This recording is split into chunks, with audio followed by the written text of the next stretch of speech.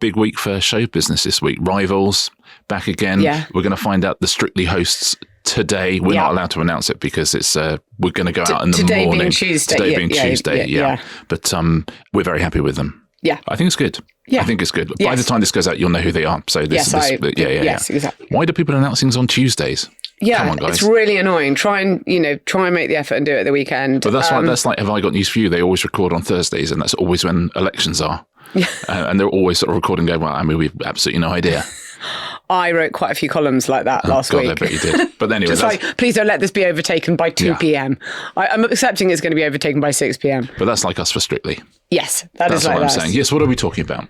We are talking about phenotypes in nearly 3,000-year-old works of literature. What is a phenotype, just out of interest? It is the observable physical characteristics of an organism. Gotcha. Absolutely none the wiser. We're talking about Elon Musk getting very angry with Christopher Nolan for casting a black woman as Helen of Troy. We'll talk about that. We are talking about, you might be shocked to learn that I'll be taking the lead on this next one, the return of Big Break. Big Break is coming back. I'll talk about the original. I talk about... It's a snooker show. I love the fact that... I'm so sorry. Yeah. There are some people who are in our audience who will not be aware of Big Break. I'm so sorry, there are. There really are not. Please. There is... Oh my God, I'd love to poll this. Yeah, I would love to poll this. I'd love to poll this. Let's poll. Okay, I know about phenotype. I know what you're going to say. Do you know what a phenotype is? Have you heard of Big Break? Okay, but I think you'd also be quite disappointed by the answers. I'm going to, you know what? I'm going to talk to our lovely friends at More in Common. I mean, they've got better things to be doing at the moment, but I'm going to ask them how many people know what a phenotype is. Come off the by-election and come and tell me how many people in the Rest is Entertainment audience have heard of Big Break. I'm not saying nobody has. I'm saying it's more niche than you think it is. Sorry, anyway, we're talking about the return. But it won't be soon, will it? Because it's returning. And we'll be talking about that. I might not be able to get past that. I might have to get the polling done live. Okay. We're talking about that. We're also talking about the Cannes Film Festival, which is running over this part of last week and to the end of this week, where there are no studio films, no big US studio films. And we're going to talk about why, because it's interesting. It's a sort of departure. The Rest is Entertainment is presented by Octopus Energy. Now, the moment someone becomes properly famous, they stop traveling as a person and they start traveling as a situation. And yes, I am talking about the world of entourages. It's amazing. Anytime you do a TV show when someone properly famous comes on, it's sort of, you can just have a spread bet as to how many people they're going to bring with them. Most people don't actually need a bodyguard and a fixer and a straw lady, but not having to start from scratch every single time you get in contact with someone is actually undeniably appealing. So Octopus Energy, you know, anytime you ever ring any company, you start from scratch right from the beginning again. With Octopus Energy, they recognize your number. And that goes through to a very, very small team of around 10 people who are there to deal with you. So you'll almost certainly be dealing with someone who you have dealt with before. That's the Octopus Energy entourage that they've built around you. A great satisfaction not having to tell your story for new every single time, which I think most major celebrities also feel. Shall we start with Musk versus Christopher Nolan? Yes. Somehow Elon versus Nolan just feels like it's the one to go with. But yes, so the Odyssey comes out on July the 17th. Obviously, it has all been shot, but there are certain little bits of minor characters, by the way, because Helen of Troy is a minor character in the Odyssey. Big in the Iliad. It's one of the famous ones. Yeah, she's a famous one, but yeah. But yeah, it's more of a cameo in the Odyssey. It's like, you're coming back, but you're not a series regular. Yeah. So anyway, and he's revealed that, or they've done as a publicity shot, so we now know that Lupita Nyong'o is Helen of Troy. Elon Musk has lost his mind. It's good because you know what? The second I see any casting, I always think, I wonder what Elon Musk thinks. That's the opinion I want to hear. I couldn't agree more. So it's great that he's immediately come out and, you know, as is his customary style, posted just the 950 times or something about it. He says it's not realistic, that Christopher Nolan is doing it for the Oscars. He's got some sort of quota system. He thinks that if you have a certain amount of diversity, then you've done it to meet the Academy's diversity quota, and therefore you are eligible. He makes great films about men and the women who love them. And I'm kidding. Come on. Now we've got Marina Hyde versus Christopher Nolan. No, we haven't. Elon Musk loves Troy. There was a Brad Pitt one. Of course he does. But I know, that's the Iliad. And Brad Pitt's Achilles, and I can't remember who's had it. Diane Kruger, maybe? It's a long time ago, so I've seen it once. Even though that movie, by the way, plays incredibly fast and loose with the Iliad, with potential massive knock-ons in the Homeric extended universe. I remember being at that cinema and just saying, this is playing fast and loose with the Iliad, isn't it? In which case, how can Agamemnon do this later on? Yeah, stuff like that. Exactly. Yeah, I thought Paul Shane as Agamemnon. I thought, no. Yes, well, we're going back to Bronze Age Greece, of course. So we have to say, is any of this that realistic? I don't think they would have looked like Matt Damon and Tom Holland. I've seen the trailer. There's one big sort of trailer out. And I don't think they would have looked like Matt Damon or Tom Holland. Yeah. And Tom Holland says, my dad's coming home or something like that. Again, I'm told they would have said it in Greek. I don't, yes. Again, I'm not the expert, but I'm told they would have said it in Greek. Tom Holland's dad is the stand-up Dominic Holland. Yeah. So that's unrealistic. Yeah. Because we know that Dominic Holland was not trying to This is why Michael Owen, the footballer, cannot go to movies, because everybody's pretending to do things. He's right. This is right. Yeah. And he could go and perhaps talk Elon Musk down off his latest ledge about this. Mel Gibson, I guess, would have done it in the original Greek. We need to check in with that Resurrection of Christ, actually. That's just reminded me. But let me go and make some calls on that, because I want to see how that's going. The next thing that he's going to get very upset about is that Travis Scott has been cast as a sort of bard because... Yes. The rapper Travis Scott. Because it's poetry's like rap and it's or something like that. But we haven't something. Yeah. We haven't seen anything more. It's a film and it's coming out quickly. We haven't seen anything more than the trailer. But Musk has really gone off the deep end about this. And of course, all his sort of baby bros are posting about it. I see, that Kevin Sorbo, who was in Hercules, completely accurate classical piece. He said, you could have paid me to tank this movie and I wouldn't have thought of this. There are always new ways to be found to teach Kevin Sorbo to tank movies. There's a guy, Matt Walsh, who's a commentator, and he's talking about it. And do you want to know how he describes Christopher Nolan? The nerve of these men.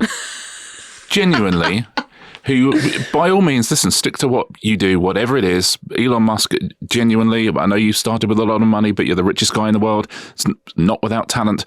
This is not your industry. Okay, it is not your industry. Some people are going to be better than you at other things. This is definitely one of them. I know from childhood you desperately wanted to be people like Christopher Nolan and you're not. And I know it burns you up. And now you're finally going, oh my God, we can now start. We got some power over these people.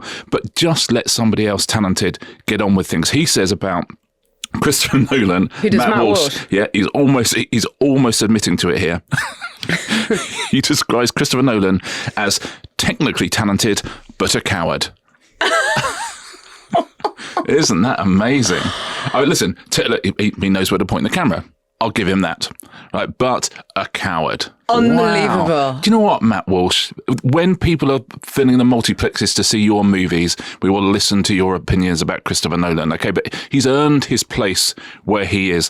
Why do you think it is they feel they have to comment? Is it just the grift? Is it just that it plays well to their base? No, I think someone like... It's different with Musk. I don't know. He's like a shit poster who had to buy the company so that he could be the primo shit poster.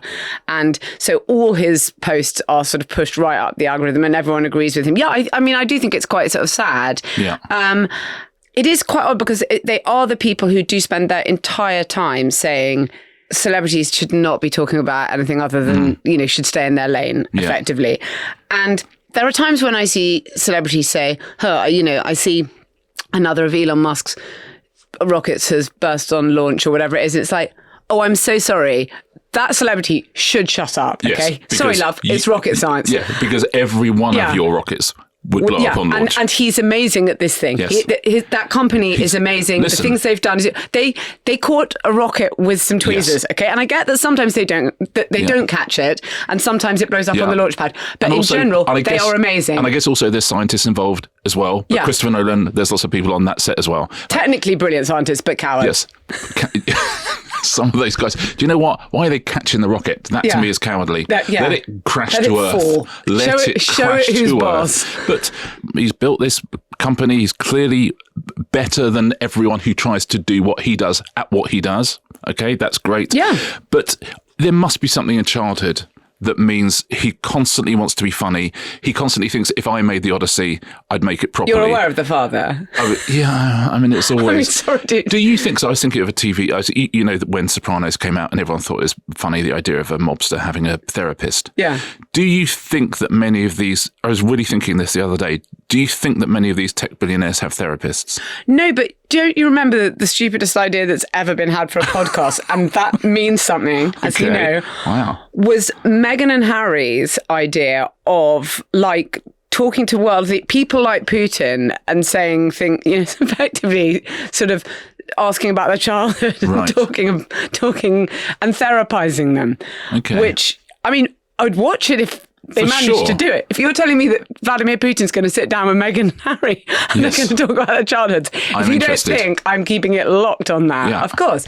But you can absolutely, I mean, they say the quiet bit out loud all the time, these tech titans, this envy they have for a certain sector of society, this desire to be funny, this desire to be liked in a creative way, this desire to take what it is they've been able to do in business and sort of come across as a personality who is likable and has some creative talent.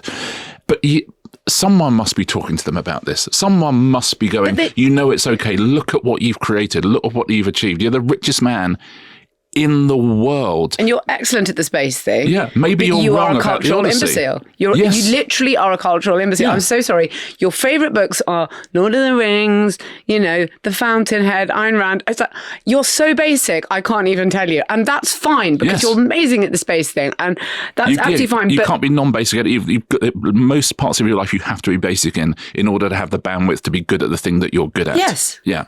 And you also have no idea of how anything, I mean, I can't even believe I'm having to slightly talk about this, but the way that works of art, this is 2,700, 2,800 years old, how they are reinterpreted over time. And it really doesn't matter if someone says got golden hair.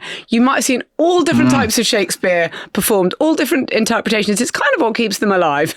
Exactly that. He's certainly not the first one to have a non-white Helen of Troy. Orson Welles cast Eartha Kitt as Helen of Troy. Woke. Yeah. Well, yeah, was Orson Welles woke, you idiot, Musk? Do you know who he is? Orson Welles found her in a Eartha Kitt, who went on to have, this is really right at the start of her career. Really? He found her in a lesbian drag bar in Paris, again, how woke, that I think was run by one of Marlene Dietrich's exes. Wow. And she was playing Eartha Kitt was playing a man called Fred every night. She was an underground sensation in the world of, sort of after hours lesbian Paris. And Orson Welles said she was the most exciting woman on earth. The most exciting woman on earth was his quote. And therefore, when he did a stage thing, he got her to be Helen of Troy. That's amazing. Yes. But was he woke? I don't think so. He wasn't. I mean, this is a nonsense. He's an artist. Artists want to do interesting, like Christopher Nolan, when he decides to do the Odyssey, he's not thinking, I'm going to do this exactly like the book.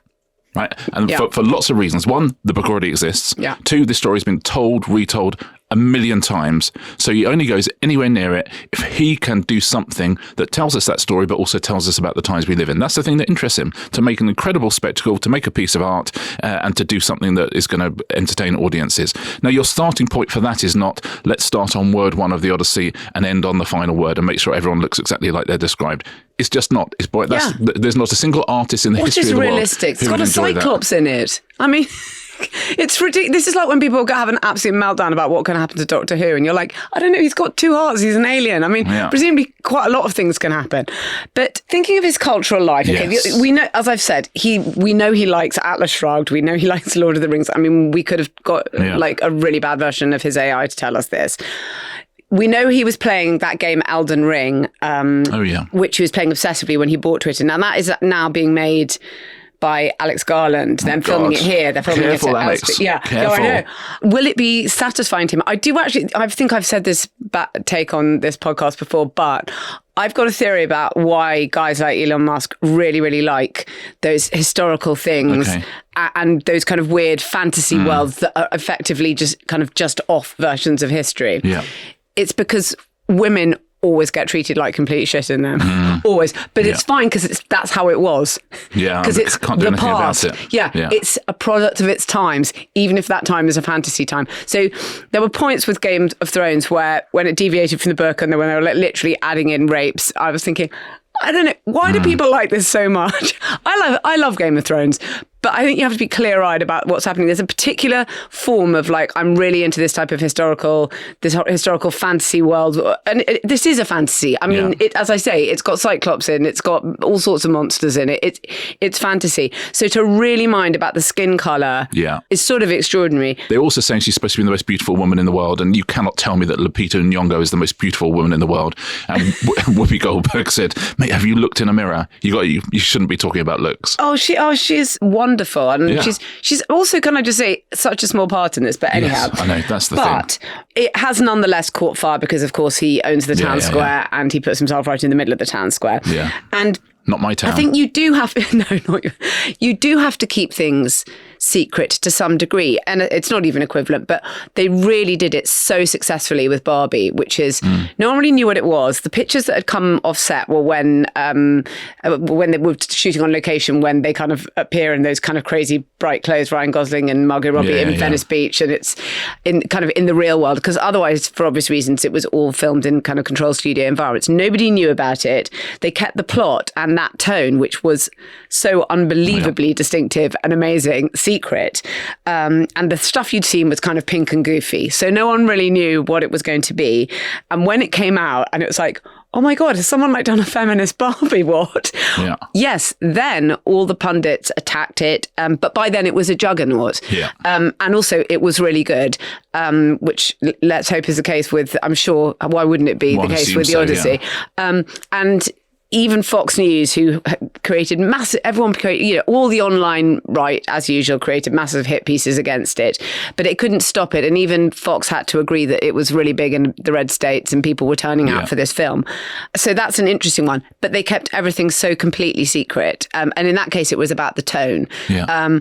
But it can have an effect on the bottom line. And I talked to one person, a producer, and said, can any of this stuff? And they said, it's Christopher Nolan, so he's an entity unto himself. Yeah. He brings people into the cinemas in a way that stars used to in the old days, and he's bigger than a star. He will bring people out to see his films, and that is terrific. So again, we're slightly talking about a unicorn, but when they do have these pre-backlashes, as it were, against a film that has yet to come out, a front lash. It can depress turnout amongst casual audiences. They think there's a sort of culture war fatigue thing where people just think, oh God, I haven't got the energy for it. Even though, don't worry, it's not a culture war. Yeah. It's not even the Trojan War. Don't worry, it's a journey home. And there are times when it can really dominate the narrative. And if you look at what happened with Ghostbusters or with Little Mermaid, it just sort of took over. And all female Ghostbusters got such a pasting. I think that was completely unfair. Yeah, I love that film. The Little Mermaid, I don't know, it's just a live action version of it, but they had such a backlash. I mean, that should just be a gimme and it's just fine. And you go to the cinema and watch The Little Mermaid. She's a mermaid. Yes. Again, come on. Please try and suspend your disbelief that she could possibly be non-white. It doesn't really matter. So both those things were definitely affected by the front lash. Yeah. So it is very hard to kill a great. It's very hard to kill a great and I think that people will just turn out for this. Also, it's just, the whole thing reminds me of how much easier the world is for people who are not conflict averse. Yeah. As someone who's deeply conflict averse, that's hard to monetize. If you do not mind being in an argument the whole time, my God, there are pots of money you can pick up in this world, aren't there? It's like insane, but again, it's almost like his full-time job is arguing, and then he's just got this bizarre side hustle as an unbelievably leading kind of space aeronautics guy. But it's so weird. I mean, even, this week, again, he's having a go at Christopher Nolan. Now he's having a go at Anthropic a couple of months ago, and now he's back in business with them because Grok doesn't seem to be working. So, he's now sort of teaming up with Anthropic. It's almost like he doesn't mean almost everything he says. Yeah. And you just think, well, then just don't say it. Just do the good things that you're good at. I do think he means the race stuff. I think he has certainly made many comments that would appear to be racist, but he wrote something recently on his platform, which he deleted. Wow. Which I know. Wow. It was like in the middle of the night, which I don't even know if he keeps normal hours. I assume he doesn't in the compound with all the baby mothers. And he wrote, bitches, money, no taxes, party. And that party was really so unclear. I was like, is this like a social gathering, in which case I'll live with it? Or is this a political party that optimizes for the other three line items? Yes. What were they again? Bitches, Okay. money, no taxes, party. Money and no taxes are sort of the same thing, really, aren't they? Yeah, I mean, you couldn't argue with it because you're taking it down by the money. I mean, it's certainly a think piece. Yeah, I think that was it. I mean, whether anyone's making a film of that in 300 years' time, I don't know. 2000, it's between 2,700, 2,800 years old. Whether someone's making a film of that in 2,800 years' time, I don't know. But it's a thing, isn't it? I've seen actually quite a lot of films with that plot line. Yeah. So it's possible there will be stories written, but maybe, but he deleted it, so I guess he doesn't have the copyright. So what do we conclude? We conclude it's just weird. It's just weird that they have to have an opinion on all of this. You don't stuff. have, if you're going to make everyone else stay out of their things, which by the way, I don't mind people talking about whatever they like, but do be aware that your opinions are very, they're boring and they're stupid. But also they can't have therapists. There's no way that Zuckerberg and Musk sit down once a fortnight with someone wise to talk to them about their childhood and talk to them about why they are how they are. Yeah, I mean, I'm quite a big believer in pushing it all down, you know. So yes, I'm certain of that. Do you know that comes across? So maybe, you know, they're in the old pushing it down. I mean, I don't know where you'd start with that father with him. I mean, I would write a show though about a billionaire's therapist. Because they have someone for everything. Like they have like full-time staff for, you know, physical stuff, you know, they have chefs, they have everything. You would think maybe that they would have an on-staff therapist, but then maybe you get institutionalized and you get Stockholm syndrome and then the therapist just turns into AI and tells them what they want to hear. That person has power of a type. Yeah, and they don't want anyone else to have power, right? No. Yeah. No, I mean, they have to be the top of the old org chart. Yes. Maybe they do have a therapist.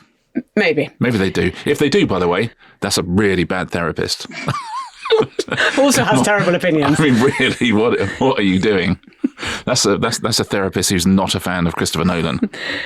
Shall we take a break? Let's do that. After which we will be talking about snooker. Is that this big break show you were talking about? Yeah. I've not heard of it. I think you'd like it. Okay.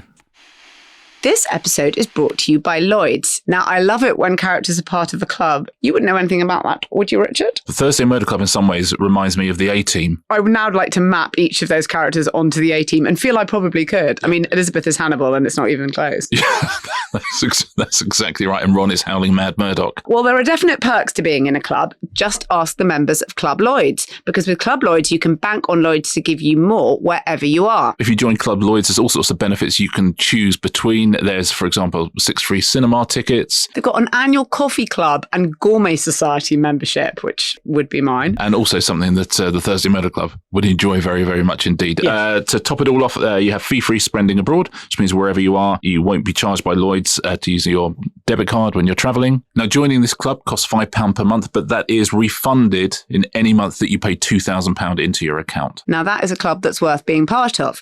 Check out Club Lloyds today. You'll need to be a UK resident and aged 18 or over to apply. Welcome back, everybody. With breaking news, our lovely producer Joey, we were just looking into whether Elon Musk has ever had therapy. He said this in 2024, just in case we're in doubt. He said, "Put never went to therapy on my gravestone." I mean, okay. He then, by the way, goes on to say, and this, I don't know if the two are connected, "It feels like there's just a rage of horses in my mind constantly." Put a rage of horses on his gravestone. Rage of horses is good, Elon. That's a good bit of writing. That is a great collective noun. Yeah, to be fair. Yeah, to be fair. You didn't know you were doing it. But I would if you post that many times, eventually you're going to write one good tweet. Yeah, that's true. But yeah, I'd like to explore his relationship with weakness. Yeah. I think that would be an interesting thing to talk to him about. What a shame that Meghan and Harry podcast series never happened. I would have very, very much enjoyed it. I would have loved that. Now, talking of royalty. Yeah. Okay. There are often reboots on television, and a particular show which people have said for years and years and years, when are they going to reboot this, has just been rebooted. Big Break is back. So Big Break, which was a huge show from 1991 through to 2002. I would have sworn it started in the 80s. You're explaining it now, are you? That's good. Wow. Okay, I'm not going to explain any more of it. Yes, you are. That's a short item. I'm having a drink, so you're going to have to. That's good.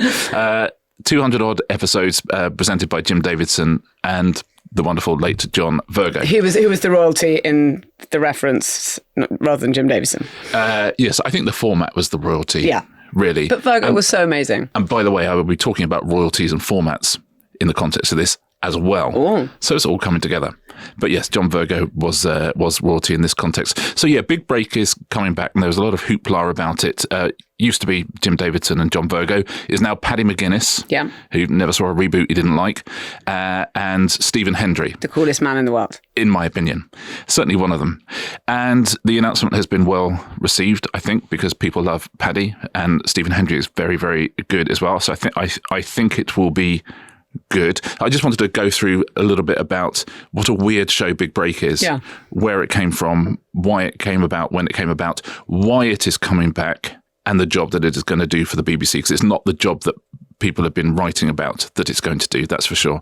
So Big Break comes about, invented sort of in the late 80s, because Bullseye had been such a big hit. And Bullseye is a simple thing. You've got a darts player and you've got a quizzer, and something that the quiz does sort of affects what the dart player does, and something that the dart player does sort of affects what the quizzer does. And there's prizes. And, snooker was absolutely enormous. That mid 80s onwards era, it was so huge. At some point, somebody was going to do Bullseye for snooker. Now, for years and years and years, it was credited to Terry Mardell and Mike Kemp. But they then were sued by a cabbie called Roger Metcalf from Birmingham, and had to pay him $100,000 and give him a third of the format as well. Really? Because, yeah, I know. Normally that's not the case, right? Because what had happened was Roger Metcalf and Mike Kemp, who were friends, had said, we should do a Bullseye, but for snooker. And so they had this idea.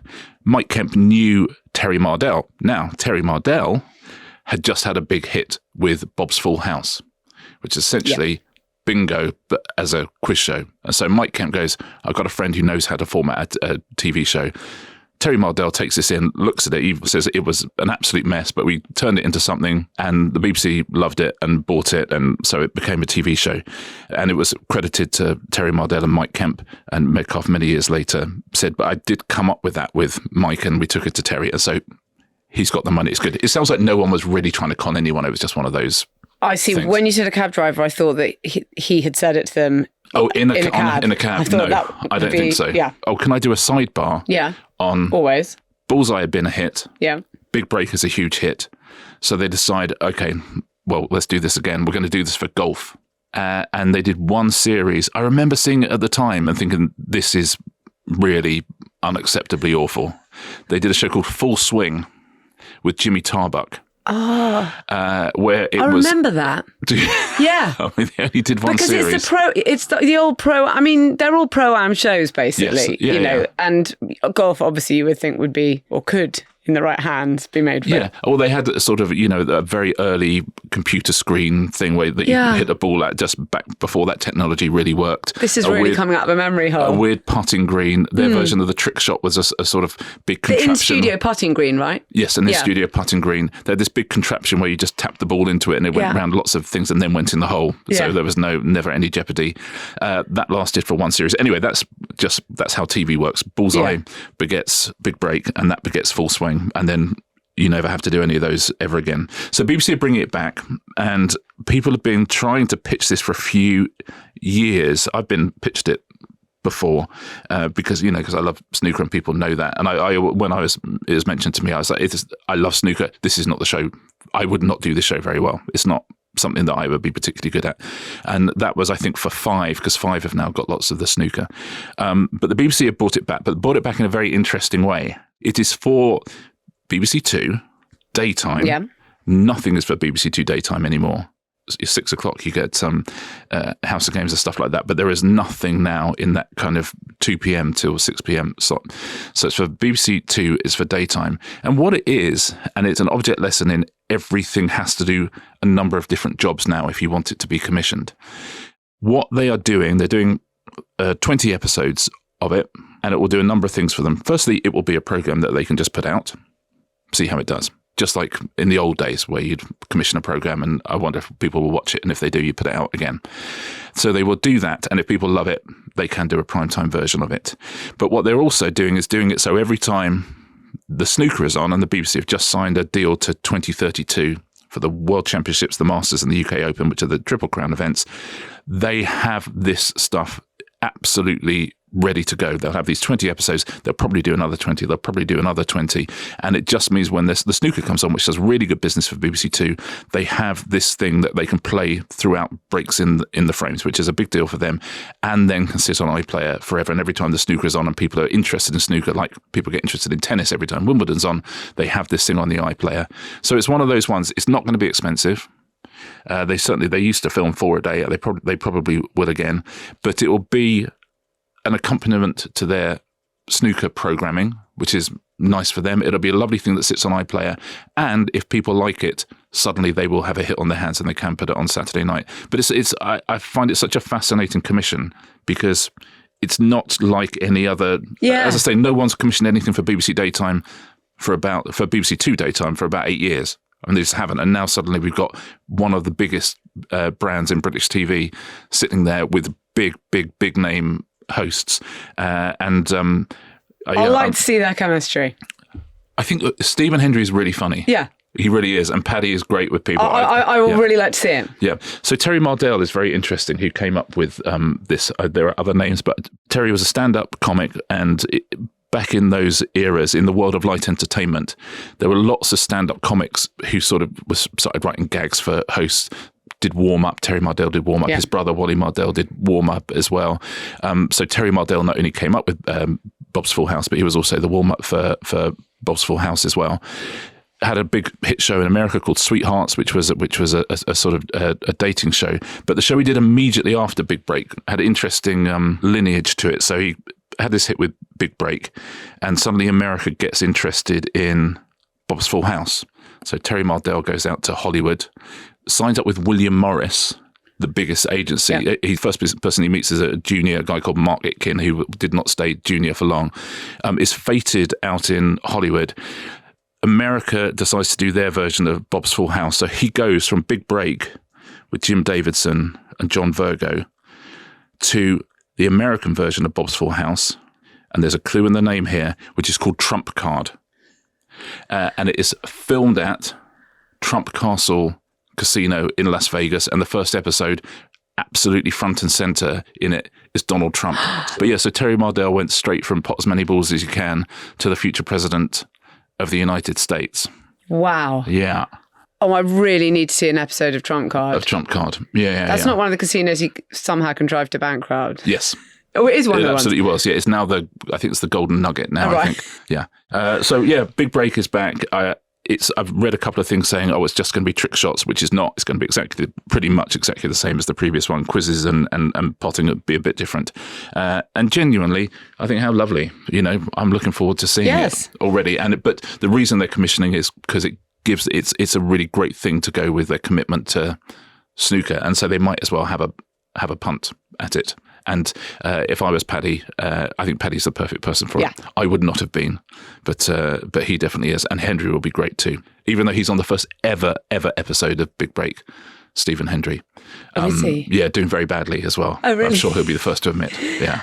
Okay, that's really fun. Okay, well, I'm looking forward to that. And that's Big Break. See how that works. We're now going to talk about the Cannes Film Festival, which is happening now. You'll have a film festival in the case of Cannes. Films from all the way around the world are submitted. The festival programmers pick a small number, some of which are shown in competition, some out of competition, and the ones in competition are judged. And at the same time, there are lots of other screenings of things, not all finished, some partially finished, independent stuff that needs more funding or needs distribution or whatever. So it's sort of an art festival and sort of a kind of meat market for films. And in Cannes, they have a festival director who's been there 25 years. He's called Thierry Frémaux. Because it's France, they call him the general delegate. Of course they do. And he's got lots of views about things like he won't show Netflix films because of the theatrical window. This is the French. Business of. Yeah, well, the French are so committed to. Well, if you walk past a cinema in Paris, they have so many. They've got a real commitment to showing French films, and they have obviously a very long theatrical window, and they're very committed to kind of keeping their art kind of non-globalized to some degree, that a percentage of it. They love French films in France. Over there, they call them films, right? Yeah. I mean, it's mad. Yeah. They don't even know what they've got. Even French food in France, they call it food. It's so odd. It's Guys, one of the thing I couldn't get my head around while I was there. The thing about the Cannes Film Festival is that it sort of signified, and I know you're thinking, were the Oscars not 15 minutes ago? And in a way they were, because they were in March. But it's sort of, in this period in May, signified the start of the awards campaign and the sort of prestige economy. And also you would have maybe a big splashy premiere of a Hollywood film that's not in competition, but it's kind of like, oh, here we are, we're going to show a Star Wars film or something else. And you might also have people such as Quentin Tarantino showing a big film, and then it will win one of their big prizes, and you can sort of feel like, here the juggernaut begins. But this year is notable for something quite shocking. There are no US studio films, and even people like Focus Features, A24 are not taking any films. They should call it the Can't Film Festival. Yeah, it's different in French though. And another thing I couldn't get my head around. So they haven't even got a sort of splashy premiere tied to release. I mean, they've definitely not got the Odyssey, which we know that's coming out. They haven't got the Spielberg film. So all these people have big ties to Cannes. They haven't got the Alexander Inarritu film with Tom Cruise, Digger, that's coming out later in the year. They haven't got any of these things. So why is the question? Why? And the answer really is because of risk. It's May.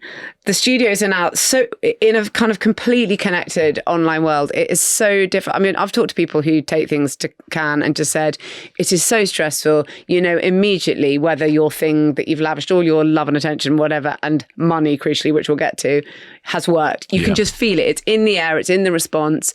People are just saying, no, that's not going to run. And it's May, and you somehow got to get your stars out there if they're on an awards campaign all the way till next March. So it's a tough school. So studios mostly want to keep their awards movies to the final third of the year. So that the Venice Film Festival is in September, so that's better. But if you look at last year, there was real potential for damage. Films that people films that people thought were going to be big, like Die My Love or Eddington, they sort of, something went wrong and people thought, oh, these aren't going to work. And there's something about the critics, the French critics particularly, but also lots of the critics. By the way, everything gets a sort of, as you know, a ridiculously long-standing ovation, which is completely meaningless. Yeah. The critics, however, are meaningful, and they can be quite harsh, and it's a really uncontrollable environment. So it used to be that the absolute key thing in all these industries is buzz, and this was absolutely the place to get early buzz. But now, well, it's gorgeous, isn't it? You've got the Quasar, you've got the thing. It's Cannes. It costs $1 million to take a film to Cannes. And that's just the popcorn. Yeah. You've got to stage the premiere. You've got to take the stars and all the people around them. You've got to have all their travel, accommodation. You've got to have the marketing around it, because it can't just sort of happen. There has to be other stuff happening. Jet ski trips. Yeah. The various things. Yeah. Get me off this yacht, helicopters, that sort of thing. But there's so much now that can go wrong. If you look at the Berlin Festival earlier this year, where lots of journalists were asking stars to reveal their positions on Israel and Gaza, why would you not retreat, which is what they're all doing now, into an arena where it is far more protective of your talent, and you're much more able to control it, and your overall investment in a film, which is quite an expensive activity, is protected. So it's all about control. And to some extent you'll say, oh, well, maybe then these festivals can become what they were, which is that, and that's what people, because they have to find a positive. Yeah. Do they become things that surface great international films and celebrate European and international films? But actually they do need the studios, but they're going to have to find a way of dealing with something that something can't derail it. Yeah. The one thing that's in their favour is that stars have to be beyond persuaded that they don't want this. To say, because the star wants their movie to start in either Cannes or Venice, and they sort of prefer Cannes because it's just the sort of, in their head, the primo brand. There's no particular reason for that. But legacy. Yeah, legacy. They grew up watching people at the Cannes Film Festival. And then you have to try and dissuade them of the fact that they really, really want to be put in an uncontrolled environment where their film could be it might not be, since the film won't be probably coming out till October, that you don't want to be put in that environment where you could say the wrong thing or you could just not say anything and your silence would be violence or whatever it is. It's usually pretty easy to persuade actors to do something they don't want to do. Yes. Yeah. But I think the fact that everybody has managed to do it this time around, and what they do when they bring them out in a different way and they don't go via these big festivals is that they bring them out and they have, there's a controlled access. And I think there's a fundamental difference between allowing critics to see the film and just say what they think about them. Yeah. And people honestly expecting people to have a view on every little piece of, or big piece of global politics or everything that's going on in a country at the time or everything, making everyone have a view of this in a press conference, in your film about whatever it is. Then you've got to hear what Elon Musk has got to say about it. Yeah. Just ask them about rockets. Yeah. But the basic principle is if you really care about something, you spend a long time on it and you're worried about whether it's good or not, do not choose the first group of people you show it to be French. Yeah. Because they will not be polite if they don't like it. Well, no, I mean, all the international critics there's a sort of pride in lots of that. Yeah. But it's just a long haul. The award season now is those campaigns go on for 9 months. And if you start now, they're sort of going on for 10 months. Yeah. But so they're trying to control for while, the film is in your screening rooms and your edit and with your PR, you can control. The second it is out in the world, whatever you planned, whatever momentum you planned, that can be derailed. And so try and derail it as late as possible in the process. Yes, or it's less likely to be derailed. They're quite sort of down and dirty, the festivals, in some way. And you've got lots and lots of rooms and people are sitting on a stage and people could ask you anything. But I just think it's become a matter of risk. It's so expensive to do all these things. Never mind the cost of taking it there. The film itself is so expensive. And it's whether you just want to expose it to being torn down, in many cases, 8 months before release, never mind before the award ceremony or whatever it is you think you're going for. Leave that to one side. Yeah. It's the idea that you just can't sustain it after that and it sort of falls off the screen. I'd rather launch in Venice. People I know who go to them say it's so much, that Cannes is awful and it's so much better. Yeah. And it's a much more lovely affair, yeah. We've covered a lot of ground this week, haven't we? I think we're both going to give the same recommendation this week, which we did last week with Legends, which, by the way, I've now finished and is even better than I said it was last week. But this week, Rivals is back. We can't recommend anything else other than that. Actually, no, I can. Okay, first of all, yes, we recommend Rivals. I will recommend the video for the new Harry Styles single, Dance No More. There's a lot of dancing in it. What happens in it? A lot of dancing. Okay, but you like it? I like it. Okay, I'm going to be doing that as soon as we finish. Not dancing, watching Harry Styles dance. Yeah, you can't compete, believe me. I don't dance after. I'm no Dominic Sandbrook, but I don't dance immediately after a podcast. Right. We will be back on Thursday with a Q&A. Then tomorrow, the first in a special bonus series. I'm very excited about this. It's so cool. Okay. I am talking to James Kanagasorium, who is a brilliant pollster, brilliant at politics, but also because he's plugged into all the currents and opinions and things that shape our culture. We're going to be I'm doing a series with him, talking to him about 6 absolutely fascinating topics. And the one that's coming out tomorrow, and everyone can listen to this first one, is about trad wives and trad wife content. Amazing. It's really interesting. There's so much stuff in there that you will like anyway, Richard. Yeah, so that's going to be for the members, but the first one, because it's absolutely for everybody, see if you can like it. And I have yet to hear it, but I've heard you talk about it and I'm very, very excited to hear it as well. It's really cool. Okay. Yeah. So if you want to join, it's therestosentertainment.com. Everyone can listen to that tomorrow. Otherwise, see you on Thursday. See you on Thursday.